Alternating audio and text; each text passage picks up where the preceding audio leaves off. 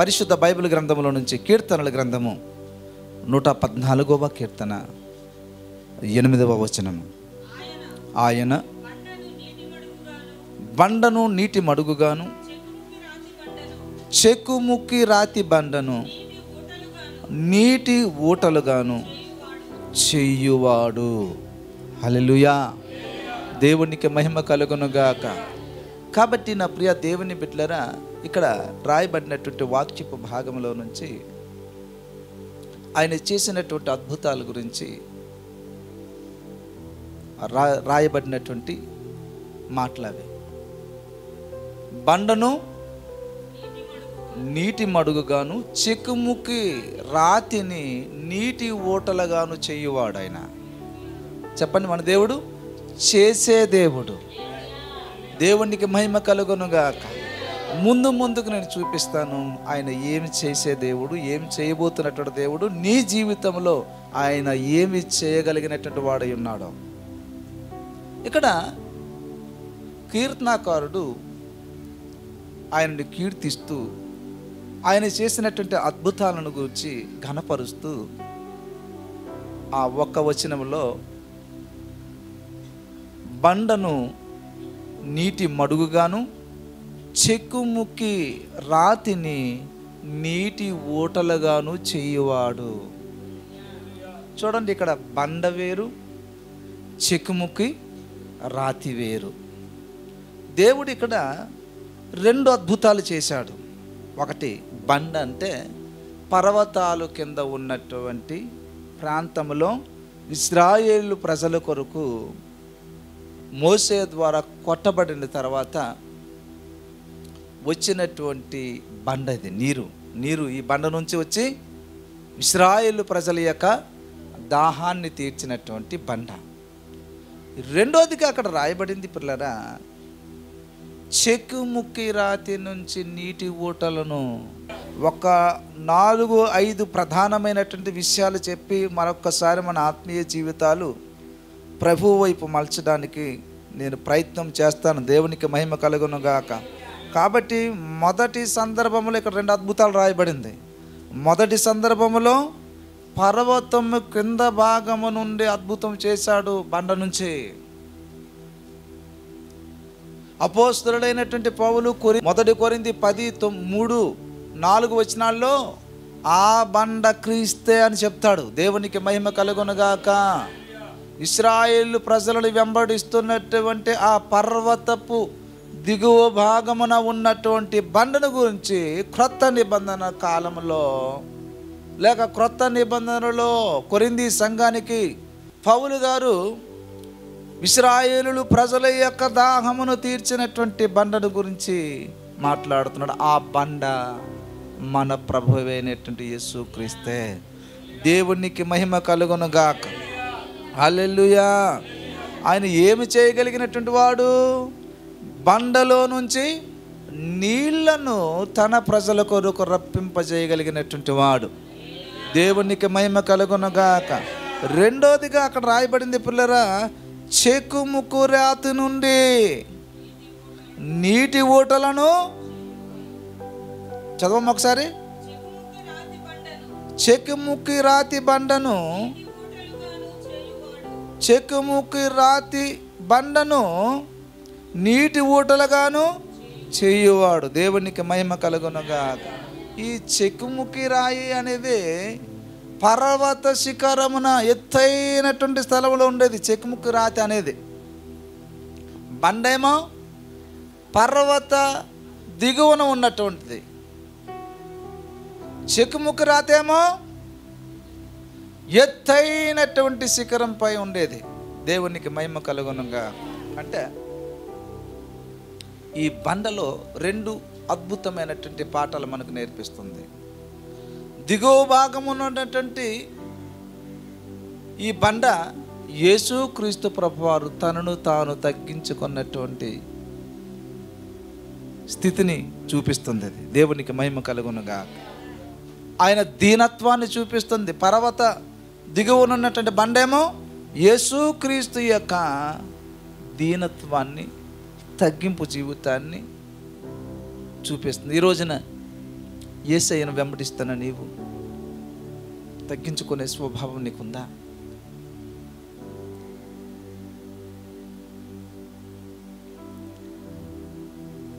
ఏంటి ప్రభు చెప్తున్నాడు, తనను తాను తగ్గించుకున్నవాడు హెచ్చించబడను. మనము హెచ్చించబడాలంటే, ఆ పర్వత శిఖరాలు వైపు మనం వెళ్ళాలంటే మనకి ఏ అనుభవం ఉండాలో తెలుసండి? తగ్గించుకున్నటువంటి స్వభావం మనకు అవసరం. సర్వాధికారి అయినటువంటి దేవుడే తన శిష్యుల యొక్క పాదాలు కడగటానికి తన నడుమునకు దట్టి కట్టుకొని నీళ్లు పల్లెములో వేసి వారి యొక్క పాదాలను ప్రభు కడిగాడు. ఈ రోజున తగ్గించుకునే స్వభావాలు లేకపోవడం బట్టి చాలామంది గృహాల్లో గొడవలు అవుతుంది.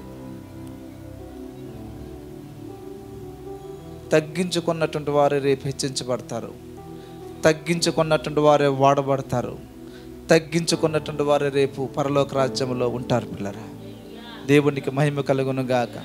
కాబట్టి ప్రభువునందు ప్రియమైనటువంటిది ఏం పిల్లలు, ఒకప్పుడు ప్రభు నీ జీవితం లేనప్పుడు నువ్వు రెచ్చిపోయావేమో, తగ్గేదే లేదా అంటున్నావేమో ఏంటి.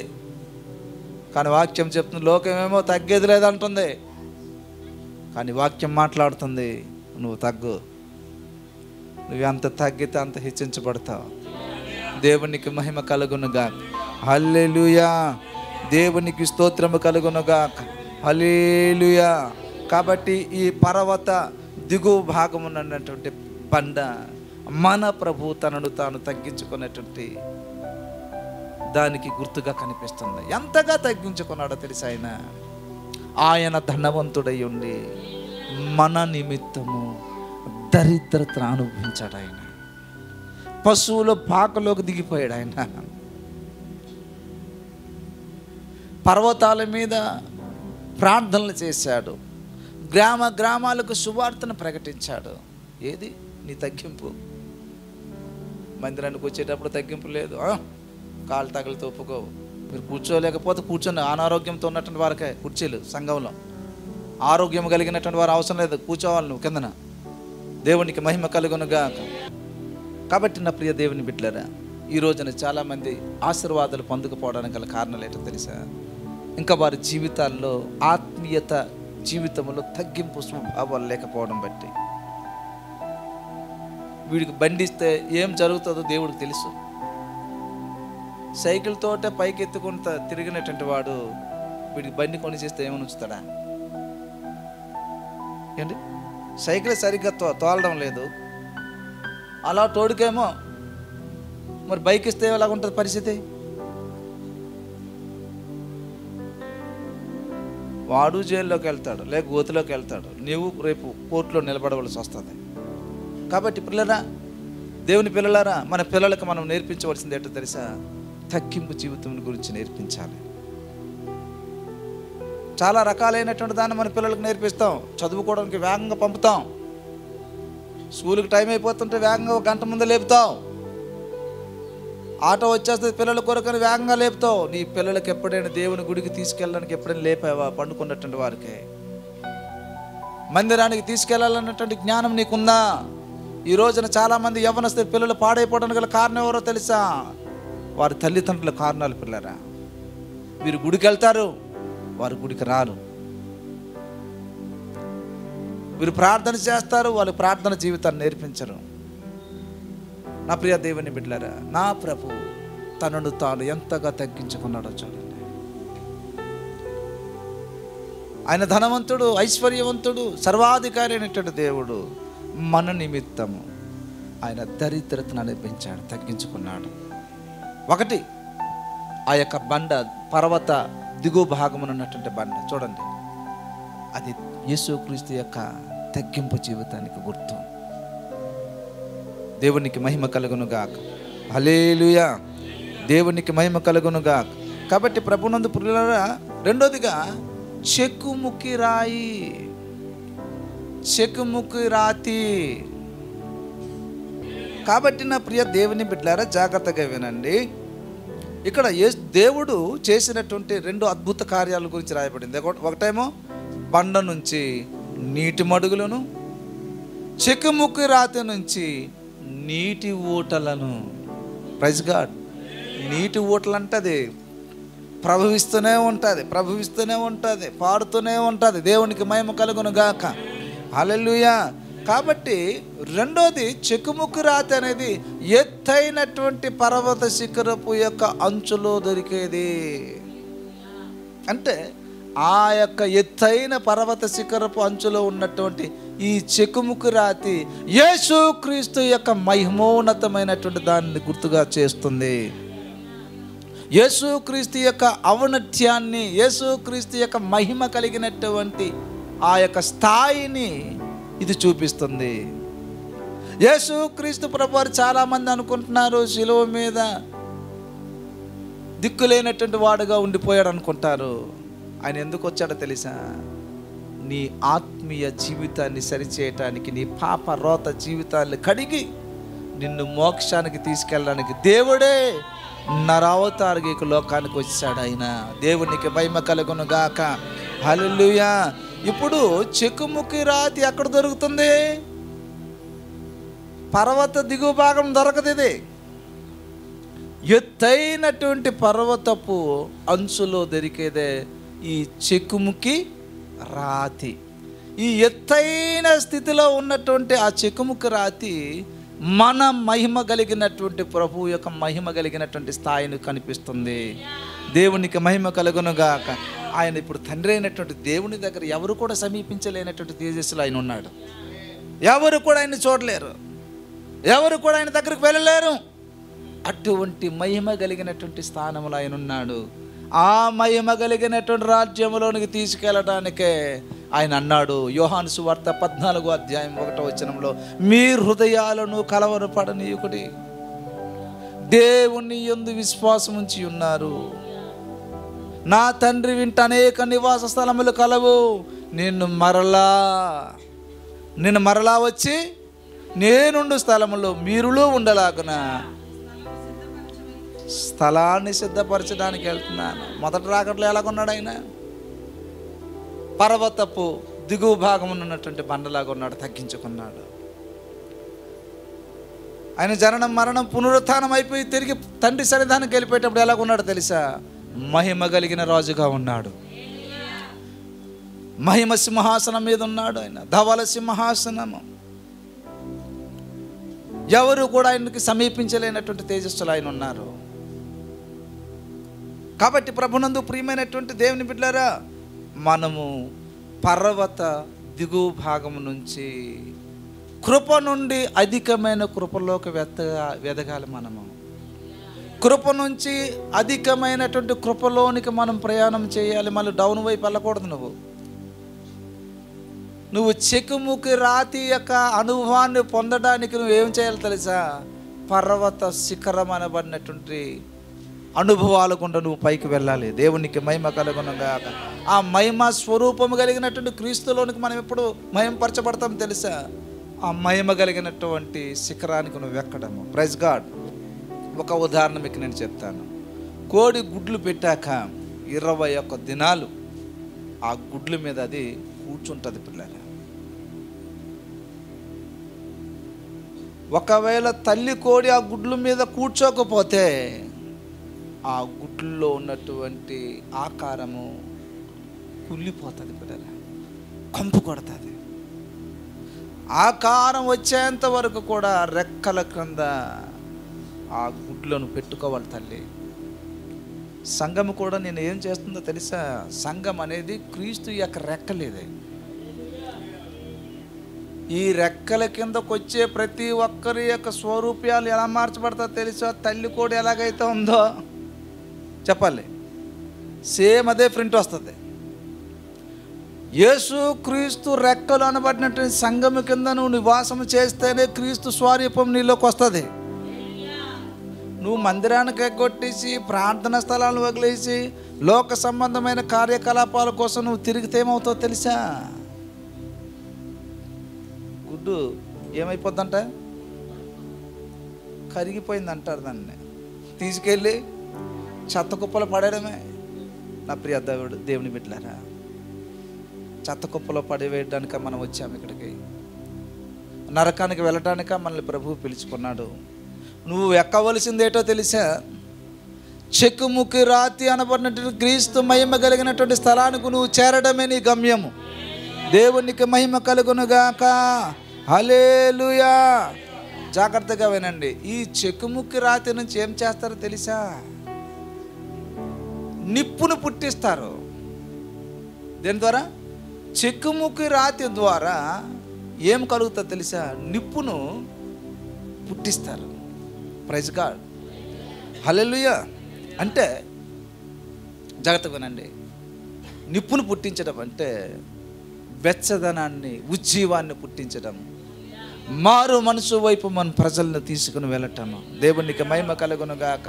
చెక్కుముక్కి రాతికి ఉన్నటువంటి స్వభావం ఏంటి? ఏ రాయి పట్టుకుంటా రాయి పట్టుకుంటూ వచ్చేదో నిప్పులు. చెక్కుముక్కి రాతి అనేది ఉంటుంది. అది కొడితే, ఇలా కొడితే నిప్పులు వస్తుంది దాంట్లో నుంచి. Praise God.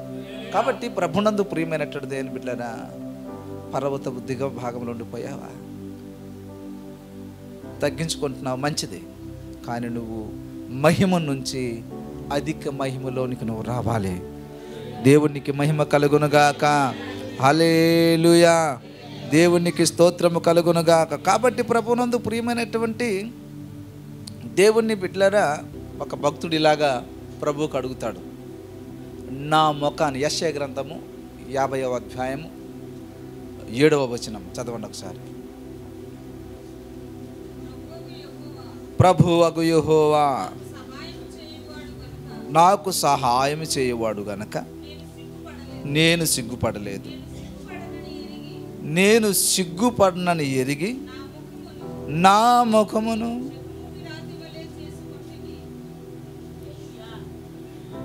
ఏమంటున్నాడు? చెక్కుముక్కి రాతి వలె నా ముఖాన్ని చేసుకున్నాను. Praise God. చెక్కుముక్కి రాతి అంటే ఒకటేమో ఎత్తైన పర్వత శిఖరంలో లభిస్తుంది. చెక్కుముక్కి రాతి అంటే నిప్పును పుట్టిస్తుంది. చెక్కుముక్కి రాయి స్థిరత్వాన్ని చూపిస్తుంది. యెషయా ప్రవక్త అంటున్నాడు, నా ముఖము ఎలాగా చదువుతారా? నా ముఖమును చెక్కుముక్కి రాతి వలె చేసుకుంటేనే. అంటే స్థిరమ కలిగినటువంటి ముఖము. మనం ఇందాక ఆరాధనలో పాడాం, నీ ముఖము, నీ స్వరము. ఏది నీ ముఖం? ఎలాగుంది నీ ముఖం? నేను చెప్తుంటాను అప్పుడప్పుడు, ఇక్కడికి వచ్చి ఇలాగే ఉండి, ఇంట్లో ఇలాగుండి, ఎప్పుడు నీ ముఖం చెక్కుముక్కి రాతిలాగా తయారవుతుంది ఏంటి? మనిషి యొక్క ముఖం బట్టేనండి తెలుస్తుంది వారి యొక్క స్థితి ఏంటో కనిపిస్తుంది మనకి. ఏమండి? అంతే కదా, ముఖం బట్టే కదా తెలుస్తుంది. భార్య ఇలాగ ఉందనుకోండి, ఏమంటారు? బాగలేదు. అదే కదా అర్థం, ముఖం బట్టే కదా తెలుస్తుంది. ఒక రోజున నెహెమ్యా ద్రాక్షరసం ఎప్పుడు నవ్వుతూ అందించేవాడు, నవ్వుతూ గిన్నెని అందించేవాడు. కానీ ఇప్పుడేమో ఈయన మనసులో ఒకటి ఉంది. ఏంటి? యెరూషలేము యొక్క గోడలు పడిపోయింది. ఏటి నీ ముఖం అలాగుందని అడుగుతున్నాడు రాజు. మనము యేసుక్రీస్తుని ధరించినటువంటి వారము. యేసుక్రీస్తు నాలో ఉన్నటువంటి వాడు కాబట్టి మనం ఎలాగుండాలి తెలుసా? చెప్పండి. ఆయన ఏమంటున్నాడు? నా ముఖమును చెక్కుముక్కి రాతి వలె చేసుకున్నాను. అంటే యేసుక్రీస్తు ప్రభు వారి యొక్క జీవితంలో కనుక చూస్తే అలాగే ఉన్నాడండి ఆయన. లూకా సువార్త 9వ అధ్యాయం 52వ వచనంలో చూస్తే, పిల్లరా, తనను నమ్మినటువంటి వారందరి కొరకు, తనను విశ్వసించిన వారందరి కొరకు ఆయన శ్రమలు, మరణము ద్వారా వారికి వస్తున్నటువంటి విమోచన కొరకు ఆయన తన మనసును ఏం చేసుకుని ఉంటాడో తెలిసి అక్కడ చదవండమ్మా. ఆయన మనసును స్థిరపరచుకొని. దేవునికి స్తోత్రం. హల్లెలూయా. చెక్కుముక్కి రాతి దేనికి గుర్తు? స్థిరత్వానికి గుర్తు. స్థిరత్వం. నువ్వు సంఘములో స్థిరముగా ఉండటం నువ్వు నేర్చుకోవాలి. విశ్వాసంలో స్థిరపడటం నువ్వు నేర్చుకోవాలి. ప్రభువును ఆరాధించడంలో స్థిరపడడం నువ్వు నేర్చుకోవాలి. ఆత్మీయతలో స్థిరపడడం నువ్వు నేర్చుకోవాలి. నా ప్రభువు ఎవరి కొరకు? ఎవరి కొరకు తన మనసును స్థిరపరచుకున్నాడు తెలుసా? తనను విశ్వసించే వారందరి కొరకు. తన మరణము శ్రమలు, తన శ్రమల మరణము ద్వారా కలుగుతున్నటువంటి ప్రపంచ మానవాళి రక్షణ కొరకు తన మనసును చెప్పాలి స్థిరపరిచి, చదవండి, స్థిరపరచుకొని తనకంటే ముందుగా. దేవునికి మహిమ కలుగును గాక. హల్లెలూయా. కాబట్టి నా ప్రియ దేవుని బిడ్డలారా, మన భక్తి జీవితంలో స్థిరముందా? మన ప్రార్థన జీవితంలో స్థిరముందా? స్థిరము లేనటువంటి వారంగా వస్తున్నామా? అస్థిరులుగా వస్తున్నామా? స్థిరపడేవారే పిల్లల రేపు యేసయ్య వచ్చేటప్పుడు కూడా ఎవరిని పట్టుకుని వెళ్తాడో తెలుసా? స్థిరపడినటువంటి వారిని. చాలామంది తల్లిదండ్రులు పిల్లల కొరకు స్థిరపడినటువంటి వారి గురించి బాధపడరు, స్థిరమ లేని వారి కోసం చింత వాళ్ళకి. తాగుతూ తిరుగుతున్నటువంటి వ్యక్తుల కోసం తల్లిదండ్రులకు బాధ. కాబట్టి నా ప్రియ దేవుని బిడ్డారా, ఈ రోజున నీ ఆత్మీయ స్థితి స్థిరపరచబడినటువంటి స్థితిలో ఉందా, లేక గాలికి కొట్టుకుపోయినటువంటి విశ్వాసముగా ఉందా? నీ విశ్వాసం స్థిరపరచబడాలి. నువ్వు స్థిరమైనటువంటి విశ్వాసంగా నిలబడితేనే ఎన్ని సమస్యలు వచ్చినా, బాధలు వచ్చినా, హింసలు వచ్చినా, కరువులు వచ్చినా నువ్వు క్రీస్తు నుంచి ఎడబాయలేవు. దేవునికి మహిమ కలుగునుగా. చూడండి, ఈ ఆదివారం మీరందరూ చూడండి, వీరు వచ్చినటువంటి వారు రేపు ఆదివారం కనిపిస్తారో లేదో తెలీదు. కారణము స్థిరము లేకపోవటంను బట్టి. స్థిరపడినటువంటి వారి కోసం చింత ఉండదు సేవకుడికి. ఇక్కడ స్థిరమైనటువంటి వారు ఎవరో నాకు తెలుసు, స్థిరము లేనటువంటి వారు ఎవరో తెలుసు. ఎందుకంటే ఇన్ని సంవత్సరాలు మిమ్మల్ని కాస్తున్నాను కాబట్టి, మీ ఆత్మీయ క్షేమం నాకు తెలుసు కాబట్టి, పిల్లరా మీ వెతుకుదల నాకు తెలుసు కాబట్టి, స్థిరమైన వారు ఎవరో తెలుసు, స్థిరమ లేనటువంటి వారు ఎవరో తెలుసు. ఇలాంటి వ్యక్తుల్లో కూడా యేసుప్రభువు వారు భరించారండి తన సేవలోనే. ఈ 12 మంది శిష్యులు ఏమో స్థిరపడిపోయినటువంటి వారు కారు. పునరుద్ధానం అయిన తర్వాత మరలా వారికి మేడ గదిలో ఒక పరిశుద్ధాత్మ వచ్చిన తర్వాత వారు స్థిరపరచబడ్డారు. అంతవరకు ఏం చూశారు? అద్భుతాలు చేశారు, యేసుక్రీస్తుతో ఉన్నారు, యేసుక్రీస్తుతో పడుకున్నారు, యేసుక్రీస్తు యొక్క ప్రసంగాలు విన్నారు. కానీ వారికి స్థిరం లేదు. పిల్లలు యేసుప్రభు వారిని గెత్సేమనే తోటలో పట్టుకున్నట్టు ఏమయ్యారు? వీళ్ళందరూ ఏమయ్యారు? ఇంతకుముందు అన్నారు, ప్రమాణం చేశాడు ఒకడైతే, నీ కొరకు నేను ప్రాణం పెడతాను, నేను చాలా సభాస్ అయినటువంటి వ్యక్తిని అన్నాడు. జైల్లో కూడా వెళ్ళిపోతాను నీకోసం నేను అన్నాడు, పారిపోయాడు. తోటలో నుంచి పారిపోయాడు అక్కడి నుంచి. కాబట్టి నా ప్రియ దేవుని బిడ్డ, ఈ రోజున మన భక్తి జీవితం స్థిరముగా ఉందా? చెక్కుముక్కి రాతి ఎలాగైతే స్థిరత్వానికి గుర్తో, మన భక్తి జీవితం, ప్రార్థన జీవితం, పరిశుద్ధ జీవితము ఎలాగుండాలి? స్థిరముగా ఉండాలి. కదలైనటువంటి వారమై ఉండాలి. మనము కదలని వారును స్థిరులై ఉండాలి. దేవునికి మహిమ కలుగును గాక. హల్లెలూయా. కాబట్టి ప్రభునందు ప్రియమైనటువంటి దేవుని బిడ్డలారా, ఆయన అంటున్నాడు, బండను నీటి మడుగుగాను, చెక్కుముక్కి రాతి బండను,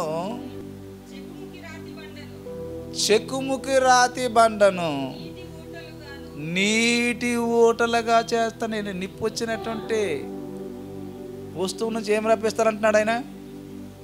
నీరులు రప్పిస్తాను, నీటి ఊటలను రప్పిస్తాను. మనుషులకి అసాధ్యమైనది దేవునికి సమస్తము సాధ్యము. హల్లెలూయా.